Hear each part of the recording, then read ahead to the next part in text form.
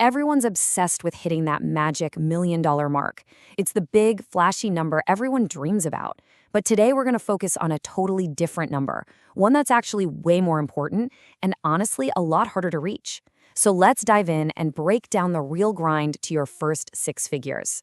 Seriously, forget about the million for just a second. The biggest, most important financial shift in your life doesn't happen when you hit seven figures. Nope. It happens when you cross that first $100,000. That is the real battle. If you can master the discipline to hit this first milestone, believe me, you've set the foundation for everything else that's going to follow. All right, so here's the plan for this explainer. First, we're going to cover why that first 100K is so critical. Then we'll get into the simple math of the savings game. After that, it's all about action, two big steps covering your income and your spending. And finally, we'll wrap up with the long-term mindset you absolutely have to adopt to make it all work. So let's kick things off with the big idea here. Getting to your first $100,000 is, well, it's pretty much the hardest thing you will ever do in your financial life. So why is that?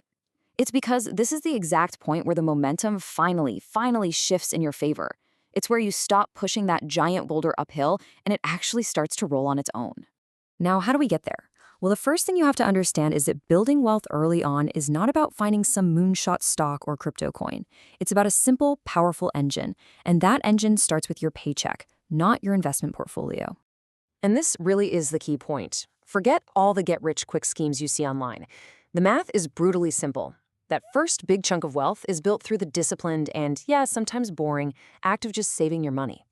Okay, check out these numbers because this is really interesting. Let's pretend you're a phenomenal investor. I'm talking world class, averaging a 20% return every single year.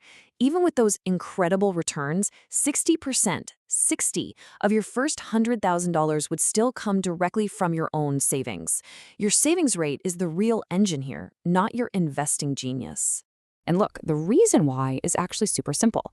At the beginning, your pile of money just isn't big enough for that magic of compounding to do the heavy lifting for you. I mean, think about it. A 10% return on $10,000 is $1,000, but a 10% return on $1 million, that's $100,000. Same percentage, but a wildly different outcome. This timeline really puts it all into perspective. Hitting your first $100,000 might take you close to 8 years of just grinding it out. But now, check out the other end of this journey. Going from $900,000 to a cool $1 million, that could take you less than a year and a half. Why the huge difference? Well, it's because at that point, your money is finally doing most of the work for you. Okay, so now that we know that, how do we speed up that initial grind? Let's get into our first actionable step. You have to focus on boosting your income by making yourself incredibly, almost ridiculously hard to replace. Look, in a world where AI is automating everything, defensible skills are your superpower. And these aren't just any skills, they're leverage.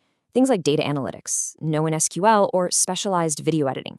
They're hard to learn and even harder for an AI to replicate with any real nuance. This gives you a massive advantage.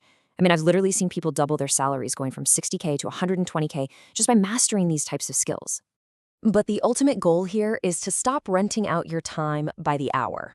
See, when you're just trading hours for dollars, there's a hard cap on what you can make. But when you own equity in a business or you build your own brand, you disconnect your earning potential from the hours you put in. That's the real path to wealth.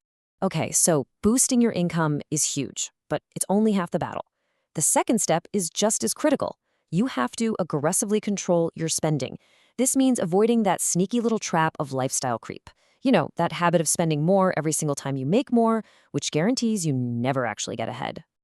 All right, I want you to just look at this number for a second. 40%. What in the world do you think that could possibly represent? Well, believe it or not, that's the percentage of people making over $500,000 a year who still say they live paycheck to paycheck. I mean, that is a wild statistic, right? And it just goes to show you, it's not about how much you make, it is all about how much you keep. They let their expenses rise right up with their income, and they trap themselves no matter how big the paycheck gets. So how do you avoid that trap? Here are 2 dead simple rules you can start using like today.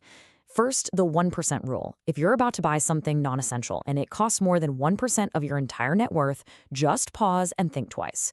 This connects your spending to your actual wealth, not just your paycheck. And second, the 24-hour rule. For any non-essential thing over $100, just wait 1 day. you would be amazed how often that emotional urge to buy just disappears.